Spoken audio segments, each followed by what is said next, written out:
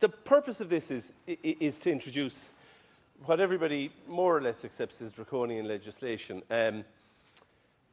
I notice that the Minister says, well, it would be impracticable to have to bring in new legislation every time because this is a global pandemic. But her own party leader, the Taoiseach and Minister for Enterprise, has pointed out that, of course, Ireland is completely out of kilter with every other European state.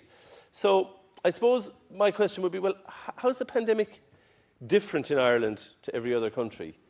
It's only different insofar as we have been more draconian with our restrictions. And frankly, those draconian restrictions have failed. Because at the end of it all, our detection figures are the same as they are in Sweden, where they had. And I'm not saying Sweden is the perfect model, but I am pointing out that there are no closures of bars in Sweden. There was no lockdown in Sweden. There are no closures of bars, in fact, in any other country in Europe. But we have these really draconian measures, and they've manifestly failed.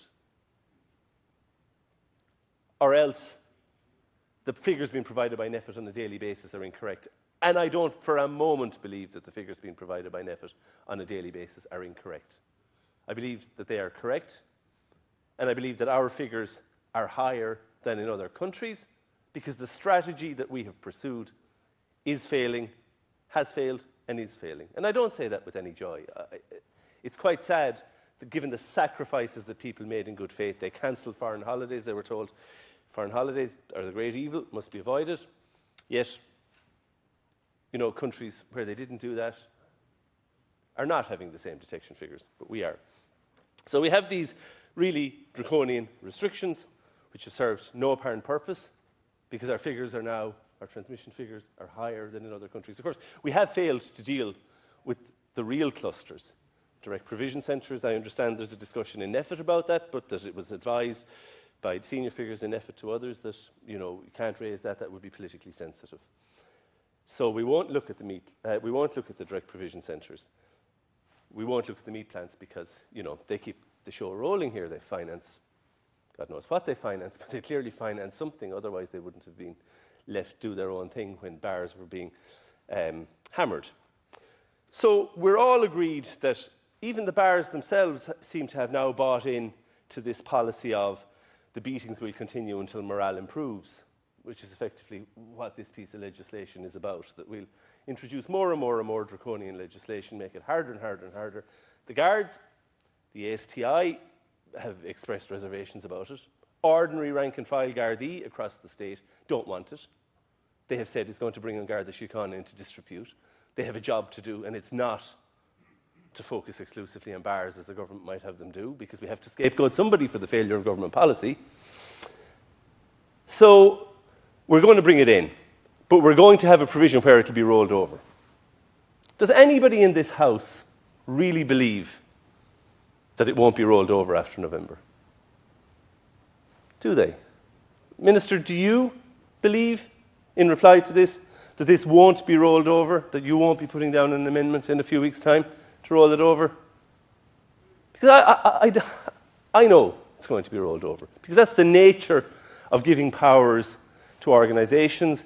It's the nature of bringing in draconian legislation with sunset clauses that aren't really sunset clauses. They stay on the books forever. We had a long debate it wasn't in this House, it was in a different House. I did say before this House rose that it sets, I think, a terrible example that we're all sitting here, 1, 2, 3, about 20 of us, at what cost?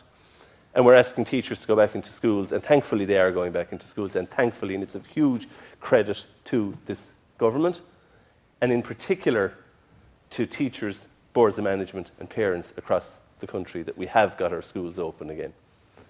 But this is not an example to set to anybody. So that's why I don't think that we should be saying that we're going to roll over this legislation, because it is unnecessary. The only possible basis for it is, look, if we can swallow this one more piece of medicine, we'll open the bars.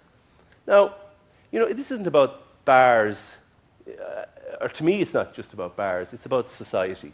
It's about rural Ireland, which is dying on its feet. You know, young people can't meet anywhere. They can't meet in bars, can't meet in nightclubs, can't meet in weddings. can't even go to matches. So where will they meet? Well, of course, they'll meet where we don't think they should meet, because they are social animals. We're all social animals. We need to meet. We need a sense of community. And as a colleague that I spoke to recently said, who's from Kerry, as it happens, he said, he lives in Dublin. He said, God, I really hadn't realised. I went down to Kerry for the first time because of COVID, etc. I went down to Kerry for the first time recently in months and months, and I just couldn't believe the sense of isolation, desolation, and desperation that's there. Because people, we are destroying communities. We're destroying a sense of community. We're destroying a sense of society. And with that, we're doing untold damage to people's health, to people's mental health, to people's sense of well-being, to people's sense of optimism. And it has to end. It has to come to an end at some point. And the logical point for it to come to an end is when the power is given to the Minister for Health in the emergency legislation, which I voted for, don't regret voting for. I think it's been slightly abused, mind you, but I expected it might be slightly abused. I wasn't, unfortunately, disappointed in that regard.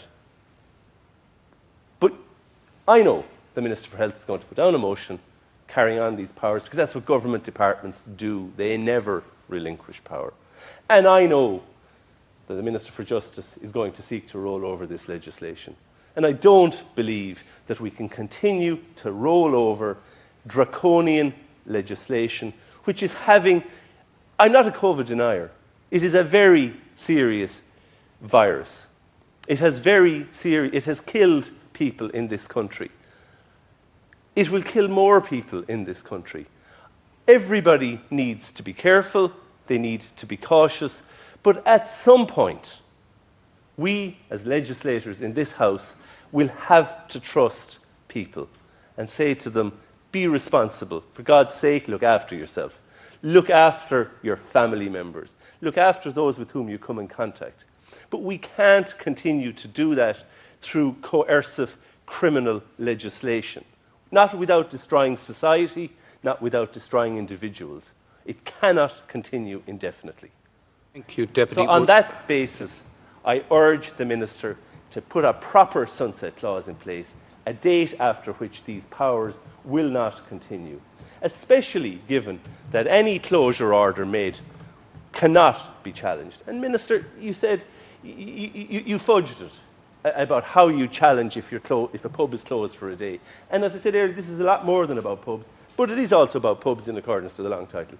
If it's closed for a day, how do you challenge it? You challenge it by way of judicial review. Are you seriously telling me that the 6,000 or so publicans that are shut down, that are on their knees, that are now having their payment reduced, some of them, that they're going to take a judicial review, that they're going to hire a solicitor and a junior counsel and a senior counsel and go to the High Court and pay the tens of thousands of euros necessary to challenge their closure for a day? Of course they're not. But then that closure for a day is going to be used against them when they're going to seek to renew their licence. So these are draconian powers. These powers are having an effect on people, on society, and they have to come to an end at some point.